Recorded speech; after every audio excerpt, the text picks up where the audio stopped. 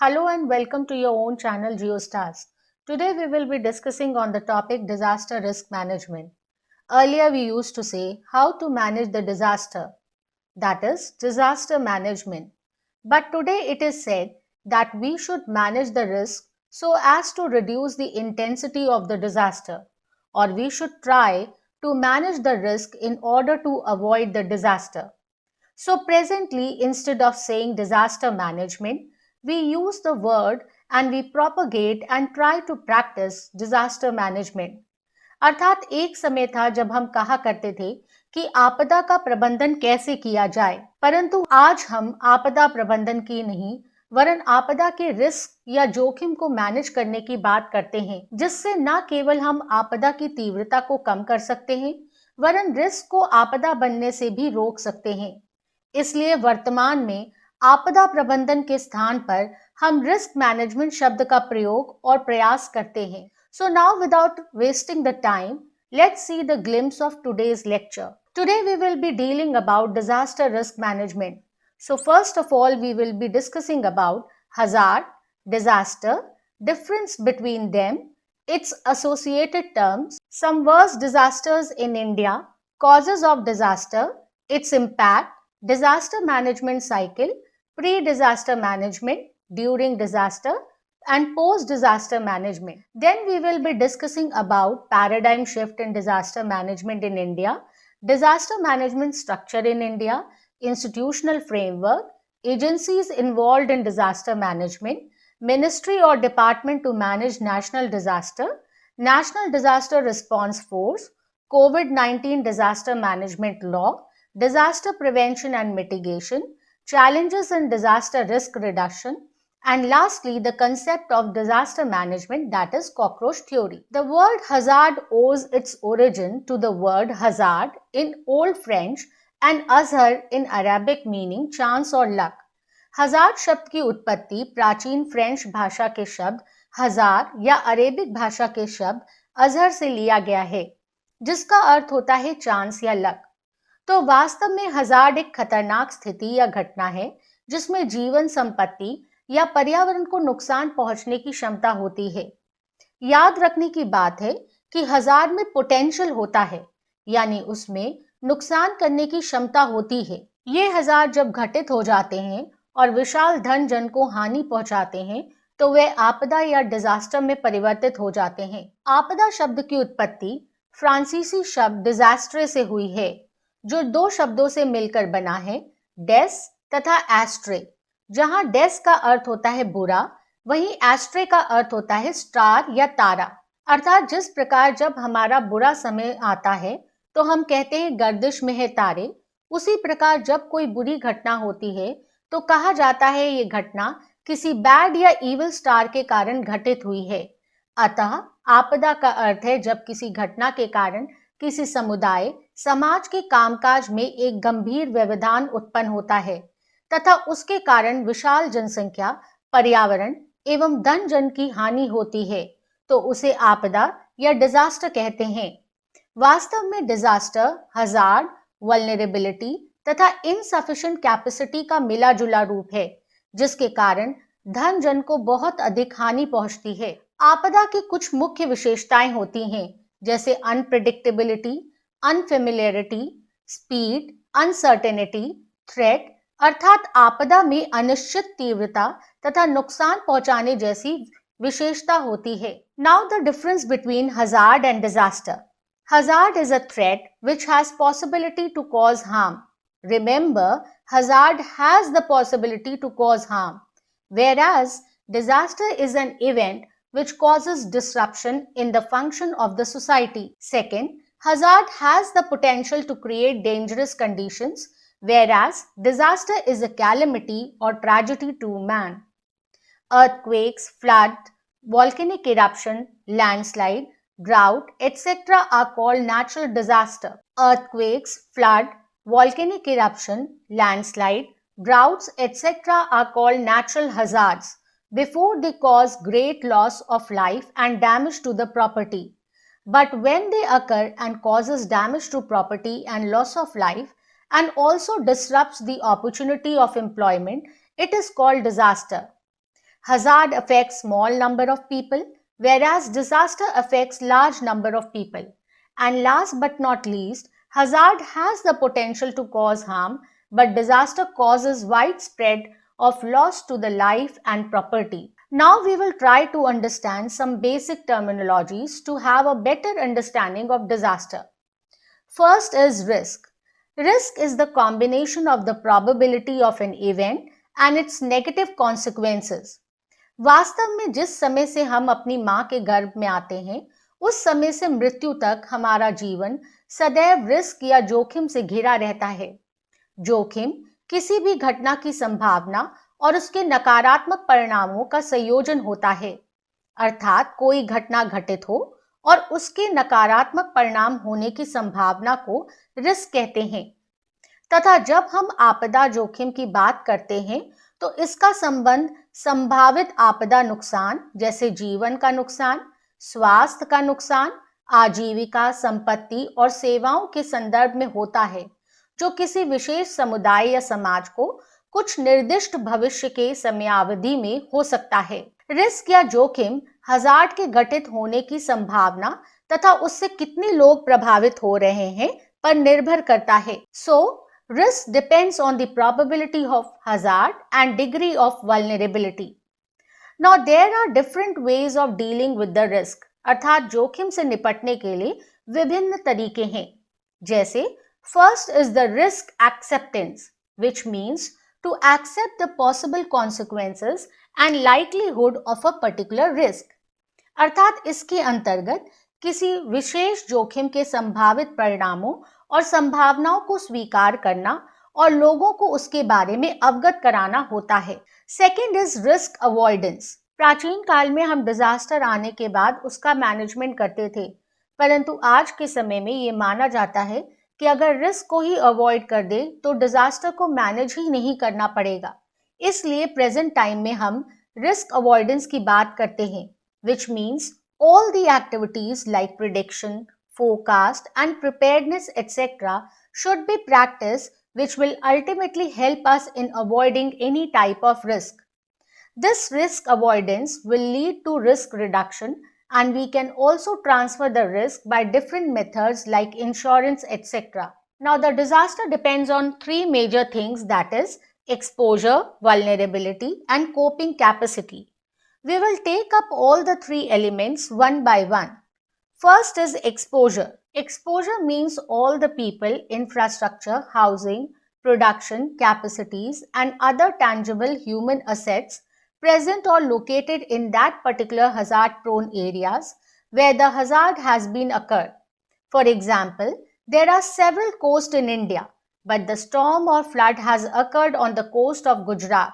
So the people living on Gujarat coast are now exposed to that particular hazard. Similarly, if we say COVID-19 pandemic has broke out in India in almost all the states, so now all the people where the pandemic has broke out are presently exposed to the biological disaster, that is COVID-19.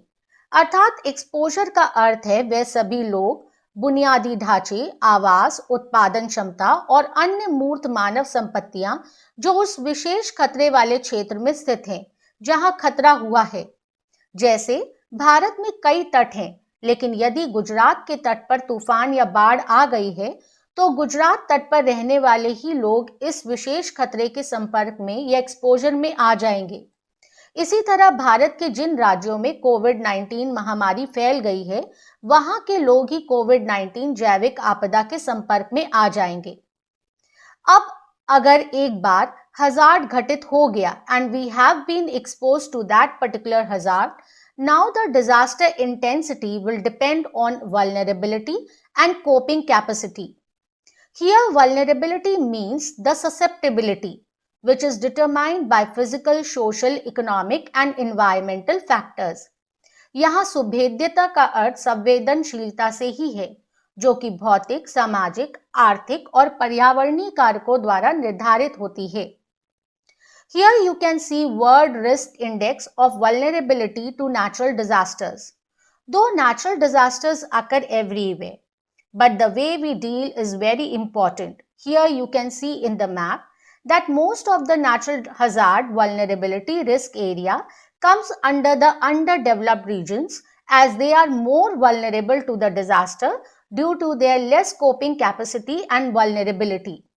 अर्थात vulnerability means उस क्षेत्र जहां पर लोग hazard के सम्मुख expose हो गए हैं, वहां पर लोग जितना अधिक कमजोर बिना सुरक्षा के होंगे, उतना अधिक वो डिजास्टर के कारण आसानी से शारीरिक या भावात्मक रूप से आहत होंगे। जैसा कि आपने मानचित्र में देखा कि हालांकि प्राकृतिक आपदाएं हर जगह आती हैं, परंतु वे सभी स्थान ज्यादा वल्नरेबल होते हैं जो कि अल्प विकसित होते हैं तथा जिनकी कोपिंग कैपेसिटी कम होती है।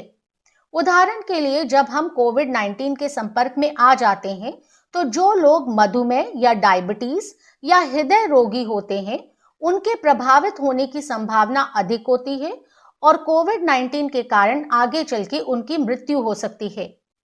अब ये स्थिति और अधिक गंभीर हो जाएगी अगर हमारी मुकाबला करने की क्षमता या व्यवहार करने की क्षमता भी कम हो, जैसे अस्पताल का ना होना, मास्क, सैनिटाइजर और डॉक्टर की कमी इत्यादि।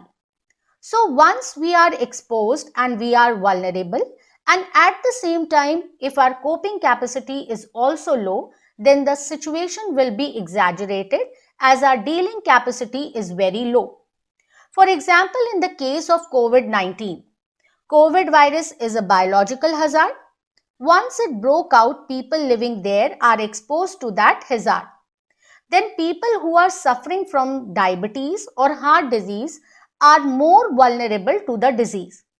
And this condition will aggravate if our coping capacity is low. For say we don't have large number of doctors, hospitals, beds, medicines, sanitizer and vaccine. So this low coping capacity vulnerability will lead to risk and large loss of life and property, which will ultimately lead to disaster. So disaster risk is calculated by hazard, exposure, vulnerability divided by coping capacity. Now let's have a look as to what is disaster risk management. Disaster risk management is the systematic process of using administrative directives, organizations and operational skills and capacity to implement strategies, policies and improve coping capacities in order to lessen the adverse impact of hazard and the possibility of disaster. जोखिम प्रबंधन का अर्थ है जोखिम की पहचान करना, मूल्यांकन एवं प्राथमिकरण के साथ साथ संसाधनों का समन्वित तथा आर्थिक प्रयोग कर दुर्भाग्यपूर्ण घटनाओं की संभाव्यता अथवा प्रभाव को न्यून करना, परखना और नियंत्रित करना है। अर्थात आपदा जोखिम प्रबंधन वे सभी रणनीतियों, नीतियों और बेहतर मुकाबला क्षमताओं को लागू करने के लिए प्रशासनिक निर्देशों, संगठनों, कौशल और क्षमताओं के उपयोग को सम्मिलित करता है, जिससे खतरे के प्रतिकूल प्रभावों और आपदा की संभावना को कम किया जा सके। Disaster classification is classified on different basis. First is geological disaster और भूविज्ञान संबंधी आपदाएं जैसे लैंडस्लाइड्स, भूस्खलन, अर्थक्वेक, भूकंप, volcanic eruption, ज्वालामुखी विस्फोट, tornado, etc. Second is water and climate disaster like flood, hailstorm, cloudburst, cyclone, heat waves, cold waves, droughts, hurricane. So hydrological या meteorological या जलवायु संबंधी आपदा में बाढ़ और जल निकासी प्रबंधन, बादल का फटना, ओलावृष्टि, चक्रवात, बवंडर, तूफान, सूखा, हरिकेन इत्यादि सम्मिलित किए जाते हैं। Biological disaster, viral epidemic, paste attack, cattle epidemic etcetera. जैविक आपदा, वायरल महामारी, कीट हमले, महामारी और टिड्डियों का प्रकोप इत्यादि आते हैं। Industrial disaster includes chemical and industrial accidents, mine shaft fire, oil spill. औद्योगिक आपदा में रासायनिक और औद्योगिक दुर्घटनाएं, खदानों में आग, तेल रिसाव इत्यादि आते हैं। Nuclear disaster, nuclear core melts down, radiation poisoning. परमाणु आपदाओं में परमाणु कोर मेल्ट डाउन, विकिरण विषाक्तता इत्यादि आते हैं। Warfare, war, terrorism, internal conflicts, civil unrest, युद्ध, आतंकवाद, आंतरिक संघर्ष, नागरिक अशांति इत्यादि आते हैं। And last are other man-made disasters like forest fire, oil spill, the collapse of huge building structures, etc. Now, if we have a look on disaster types from 1997 till date, so the severe disaster which caused highest destruction is the flood. यदि हम 1997 से अब तक की आपदा के प्रकारों पर नजर डालें तो सबसे अधिक विनाश का कारण भयंकर बाढ़ ही रही है। Here are some worst disaster in India which the Indian people have faced. First is the Bhopal gas tragedy, December 1984. It is one of the worst chemical disasters, globally resulted in more than 10,000 loss of life and over 5.5 lakh people were affected. In 1770 and 1943, the Bengal famine, which resulted into death of nearly 1 crore people, affected Bengal, Odisha, Bihar very badly. In 1839, Koringa cyclone affected Koringa district of Andhra Pradesh, and in 1737, Calcutta cyclone became a great instance of natural calamities. The Great Famine 1876-1878 affected Madras, Mysore, Hyderabad, and Bombay and resulted into death of around 3 crore people. Even today, it is considered as one of the most worst natural calamities in India of all time. Odisha super cyclone or Paradeep cyclone 1999 affected the coastal district of Bhadrak, Kendrapara, Balasore, Jagat Singh, Pur, Puri, Ganjam, etc., which resulted into death of more than 10,000 people. Gujarat earthquake 2001 affected Bhuj, Ahmedabad, Gandhinagar, Kutch, Surat, Surennagar, Rajkot district, Jamnagar, and Jodia districts of Gujarat and resulted in death of more than 20,000 people. The Indian Ocean tsunami 2004 affected parts of southern India and Andaman Nicobar Islands, Sri Lanka, Indonesia, etc. And the toll was more than 2 lakh people. Uttarakhand flash flood 2013 affected Govind Ghat, Kedar Dome, Rudraprayag district of Uttarakhand and resulted into death of more than 5,000 people. Now, causes for occurrence of disaster. आपदा की घटना के घटित होने के कई कारण हैं, जिनमें प्रमुख निम्न हैं। पहला, पर्यावरण क्षरण। वाटरशेड क्षेत्र से पेड़ों और वनों को काटने से मिट्टी का कटाव, नदियों के ऊपरी और मध्य मार्ग में बाढ़ के मैदान का विस्तार और भूजल की कमी हो जाती है। दूसरा, विकासात्मक प्रक्रिया। तेजी से शहरीकरण और तकनीकी विकास प्राकृतिक संसाधनों पर दबाव बढ़ा देता है, जिससे भूमि अवनयन या डिग्रेडेशन निरंतर बढ़ता जाता है। थर्ड, राजनीतिक मुद्दे जैसे युद्ध, परमाणु ऊर्जा परीक्षण, महाशक्ति बनने के लिए देशों के बीच में लड़ाइयां, भूमि एवं समुद्र पर विजय प्राप्त करने की आकांक्षा के कारण मनुष्यों को बहुत सी आपदा का सामना करना पड़ता है, जैसे हिरोशिमा परमाणु विस्फोट, सीरिया गृह युद्ध, महासागरों के बढ़ते सैन्यकरण और बाहरी अंतरिक्ष जैसी आपदा इत्यादि घटनाएं इसी की एक विस्तृत श्रृंखला है। औद्योगिकरण के कारण पृथ्वी का ताप बढ़ता जा रहा है और इसके कारण चरम मौसम घटनाओं की आवृत्ति भी लगातार बढ़ती जा रही है। Now, beside these causes there are several symptoms after disaster. आपदा के बाद लोगों को कई कुप्रभावों का सामना भी करना पड़ता है, जैसे disaster causes many symptoms like physiological symptom और शारीरिक प्रभाव जैसे fatigue, shock, sweating, tremors, chill, muscle ache, dizziness etcetera, अर्थात थकान का होना, सदमा लगना, पसीना आना, झटके लगना, मांसपेशियों में दर्द होना, चक्कर आना कुछ शारीरिक प्रभाव होते हैं। इसी प्रकार सम कॉग्निटिव एंड इमोशनल सिम्टम्स भी डिजास्टर के कारण इमर्ज होते हैं। इमोशनल सिम्टम्स के अंतर्गत anxiety, feeling, depression, irritability, memory loss, distraction, reduction in attention, difficulty in decision, confusion etcetera. आपदा के कारण लोगों में भावात्मक समस्याएं जैसे चिंता, अवसाद, चिड़चिड़ापन, स्मृति हानि होना, व्याकुलता, ध्यान में कमी, निर्णय लेने में कठिनाई होना, भ्रम आदि की समस्या उत्पन्न हो जाती है।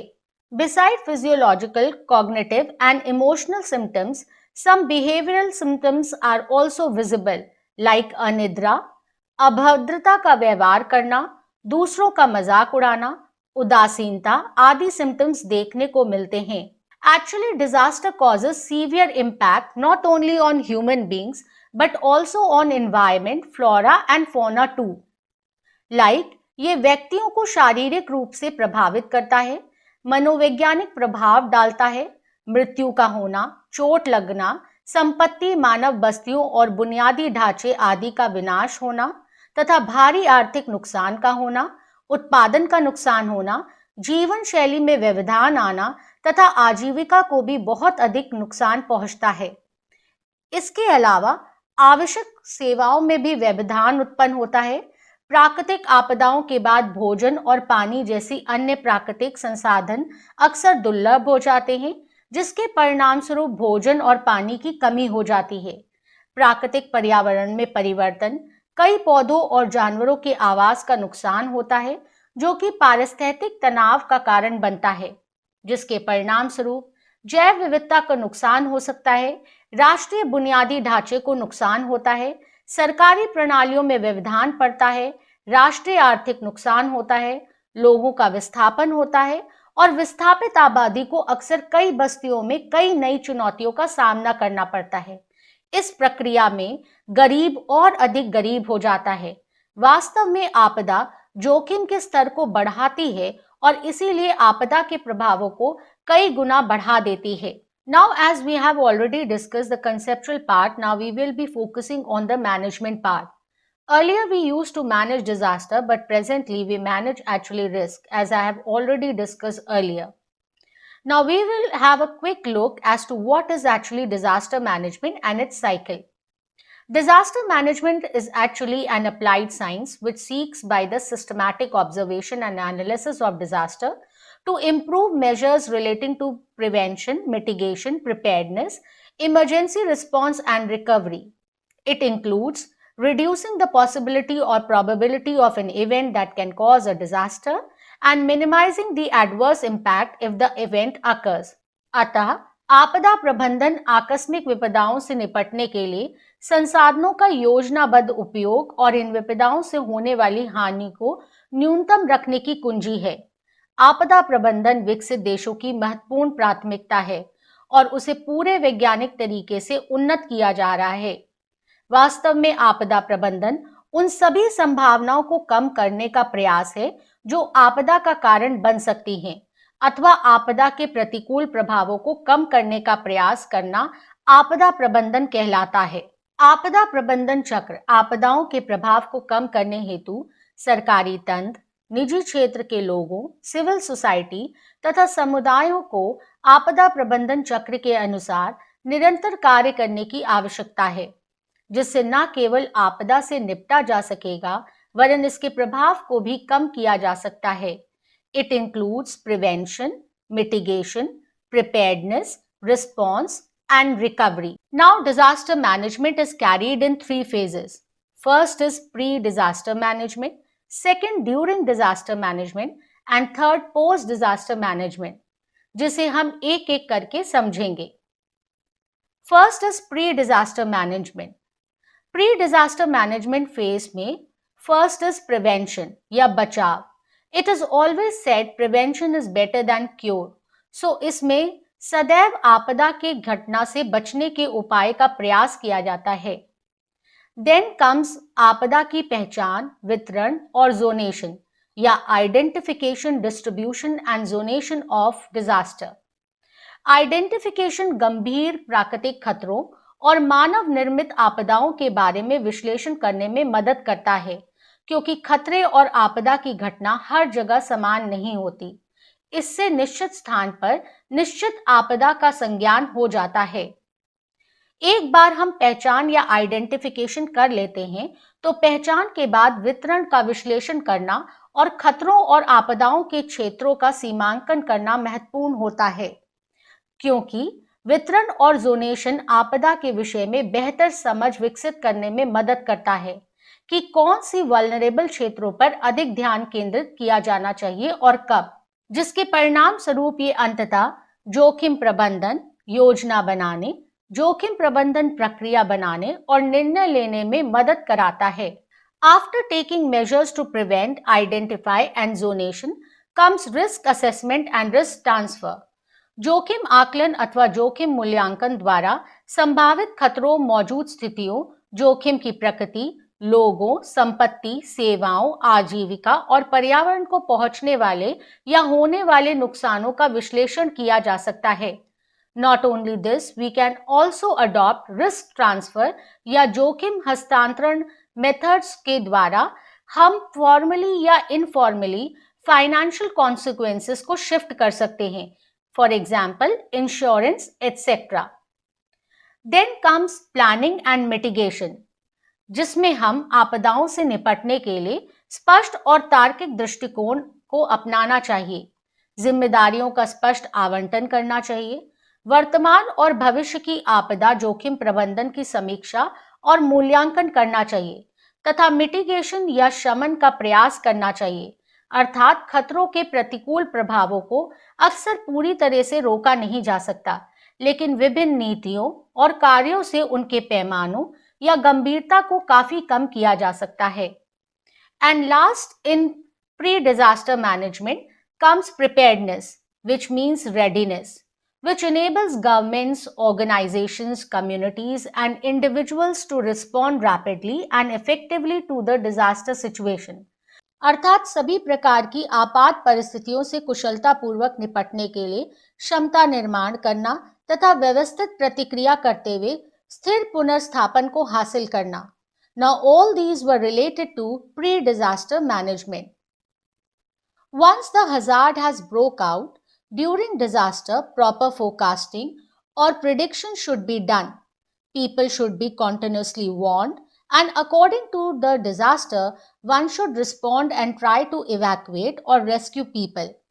अर्थात यदि आपदा या खतरा उत्पन्न हो जाए तो उचित पूर्वानुमान या भविष्यवाणी की जानी चाहिए, लोगों को लगातार चेतावनी दी जानी चाहिए और आपदा के अनुसार लोगों को प्रतिक्रिया करते हुए लोगों को निकालने या बचाने का प्रयास करना चाहिए. After this comes post-disaster management, which includes response and recovery. Response या प्रतिक्रिया आमतौर पे वह होते हैं जो आपदा की घोषणा के दौरान या उसके तुरंत बाद किए जाते हैं. It includes retrofitting, which means reinforcement or upgrading of existing structures to become more resistant and resilient to the damaging effects of hazard. अर्थात संरचनात्मक या गैर संरचनात्मक उपाय करना.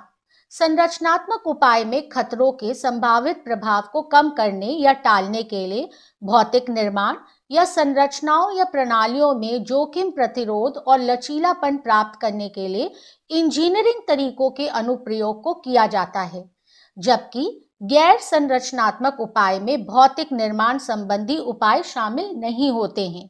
इसमें विशेष रूप से नीतियों, कानूनों, जन जागरूकता बढ़ाने, प्रशिक्षण और शिक्षा के माध्यम से जोखिम और प्रभावों को कम करने के लिए ज्ञान, अभ्यास या समझौते का उपयोग किया जाता है. And last is recovery, which means resetting the conditions by restoration, reconstruction and rehabilitation. अर्थात इसमें पुनर्प्राप्ति का प्रयास किया जाता है. Now in March 2015, a third World Conference on Disaster Risk Reduction was held in Sendai, Japan, where Sendai Framework for Disaster Risk Reduction (SFDRR) for 2015 till 2030 was adopted, which had one outcome, one goal, 13 guiding principles, 4 priorities and 7 targets to reduce the disaster risk. अर्थात मार्च 2015 को Japan के सेंडई में आपदा जोखिम न्यूनीकरण पर तीसरा विश्व सम्मेलन आयोजित किया गया था, जहां आपदा जोखिम न्यूनीकरण के लिए 2015 से 2030 के लिए सेंडई फ्रेमवर्क अपनाया गया, जिसमें आपदा जोखिम को कम करने के लिए एक परिणाम, एक लक्ष्य, 13 मार्गदर्शक सिद्धांत और 4 प्राथमिकताएं और 7 लक्ष्य निर्धारित किए गए. Though 87 countries expressed their commitment to the Sendai framework, but India was the only country so far to have produced implementation plans showing its dedication to the cause, who produced a national plan and local strategy aimed at lowering the losses incurred due to natural disasters. अर्थात हालांकि 87 देशों ने सेंडई framework के प्रति अपनी प्रतिबद्धता व्यक्त की, परंतु भारत ही एकमात्र देश था जिसने अब तक सेंडई फ्रेमवर्क के अनुसार 2016 में प्राकृतिक आपदाओं के कारण होने वाले नुकसानों को कम करने के उद्देश्य से राष्ट्रीय योजना का निर्माण किया. Actually, development regarding disaster management incorporates 7 important years which are as follows. First, 1999, when high-powered committee was set up in August 1999. Then 2001, until 2001, Agriculture Ministry was responsible regarding disaster management in India. Then 2002, after 2001, disaster management responsibility was transferred to Ministry of Home Affairs on June 2002. Then year 2005, National Disaster Management Authority was established on 28 September 2005. And finally, on 23rd December 2005, Disaster Management Act was made. In 2009, National Policy on Disaster Management, that is NPDM, was formed. And finally, in 2016, National Disaster Management Plan, that is NDMP, first ever national plan was prepared in the country for disaster management. India has actually aligned his national plan with the Sendai Framework for Disaster Risk Reduction 2015-2030, to which India is also a signatory. Institutional Framework of Disaster Management. Institutional Framework of Disaster Management includes many agencies. First is the NDMA, Rashtriya Aapada Prabandhan Pradhikaran. राष्ट्रीय आपदा प्रबंधन प्राधिकरण भारत में आपदा प्रबंधन के लिए शीर्ष वैधानिक निकाय है. इसका औपचारिक रूप से गठन 27 सितंबर 2006 को आपदा प्रबंधन अधिनियम 2005 के तहत हुआ था, जिसमें प्रधानमंत्री अध्यक्ष और 9 अन्य सदस्य होते हैं और इनमें से एक सदस्य को उपाध्यक्ष के पद दिया जाता है. इसका प्राथमिक उद्देश्य प्राकृतिक या मानव निर्मित आपदाओं के दौरान प्रतिक्रियाओं में समन्वय कायम करना है, आपदाओं के लिए लचीली रणनीति बनाना, संकटकालीन प्रतिक्रिया हेतु क्षमता निर्माण करना, आपदाओं के प्रति समय पर प्रभावी प्रतिक्रिया के लिए आपदा प्रबंधन हेतु नीतियां, योजनाएं और दिशा निर्देश तैयार करने हेतु ये एक शीर्ष निकाय है तथा ये राष्ट्रीय आपदा प्रतिक्रिया बल NDRF के पर्यवेक्षण, निर्देशन और नियंत्रण के लिए भी जिम्मेदार होता है. So, NDMA is an apex body for disaster management headed by the Prime Minister of India. NDMA is responsible for laying down policies, plans and guidelines for disaster management for ensuring timely and effective response to disaster. It is also responsible for the supervision, direction and control of National Disaster Response Force. NDRF का full form national disaster response force है. भारत में प्रत्येक वर्ष कोई न कोई प्राकृतिक आपदा आती रहती है, जिसके लिए भारत सरकार ने NDRF का गठन डिजास्टर मैनेजमेंट एक्ट 2005 के अंतर्गत किया है. इस संगठन का मुख्य कार्य आपदा प्रभावित क्षेत्र में अपनी सेवाएं देना है. NDRF एक नागरिक सुरक्षा पुलिस बल एवं पैरामिलिट्री लाइसेंस फोर्स होती है. इसमें 12 बटालियन होती हैं. इसमें 3 BSF, 2 CRPF और 2 CISF, 2 ITBP और 2 SSB की बटालियन होती है. इन्हें आपातकाल या आपदा के समय प्रत्येक परिस्थिति से निपटने की ट्रेनिंग दी जाती है. ये बाढ़, तूफान, भूकंप इत्यादि प्राकृतिक आपदाओं के समय आपदा प्रभावित क्षेत्रों में जाकर लोगों की सहायता करते हैं. प्राकृतिक आपदा के दौरान सहायता प्रदान करने के अलावा NDRF परमाणु, जैविक, रासायनिक और रेडियोलॉजिकल आपदा जैसी संकट स्थितियों में भी अहम भूमिका निभाता है. नेशनल एग्जीक्यूटिव कमेटी, राष्ट्रीय कार्यकारी समिति. आपदा प्रबंधन अधिनियम 2005 की धारा 8 के तहत एनईसी को उसके कार्यों के निष्पादन में सहायता देने के लिए एक राष्ट्रीय कार्यकारी समिति का गठन किया गया। केंद्रीय गृह सचिव इसका पदेन अध्यक्ष होता है, जिसमें अध्यक्ष के रूप में केंद्रीय गृह सचिव और भारत सरकार के सचिव जैसे कृषि, परमाणु ऊर्जा, रक्षा, पेयजल आपूर्ति, मंत्रालय विभाग आदि भी शामिल होते हैं। एनईसी को आपदा प्रबंधन पर राष्ट्रीय नीति के अनुसार आपदा प्रबंधन के लिए राष्ट्रीय योजना बनाने और राष्ट्रीय नीति का कार्यान्वयन करने का उत्तरदायित्व दिया गया है। नेशनल डिजास्टर मैनेजमेंट प्लान, राष्ट्रीय आपदा प्रबंधन योजना। प्रधानमंत्री नरेंद्र मोदी जी ने 1 जून 2016 को राष्ट्रीय आपदा प्रबंधन योजना एनडीएमपी जारी की। देश में पहली बार इस तरीके की राष्ट्रीय योजना तैयार की गई। एनडीएमपी आपदा जोखिम घटाने के लिए प्रमुखता सेंडई फ्रेमवर्क में तय किए गए लक्ष्यों और प्राथमिकताओं के साथ तालमेल करता है। योजना का विजन भारत को आपदा मुक्त बनाना, आपदा जोखिमों में पर्याप्त रूप से कमी लाना, जन धन आजीविका और संपदाओं जैसे आर्थिक, शारीरिक, सामाजिक, सांस्कृतिक और पर्यावरण के नुकसान को कम करना। इसके लिए प्रशासन के सभी स्तरों और साथ ही समुदायों की आपदाओं से निपटने की क्षमता को बढ़ाया गया है। प्रत्येक खतरे के लिए सेंडई फ्रेमवर्क में घोषित 4 प्राथमिकताओं को आपदा जोखिम में कमी करने के फ्रेमवर्क में शामिल किया गया। इसके लिए 5 कार्यक्षेत्र निम्नलिखित हैं।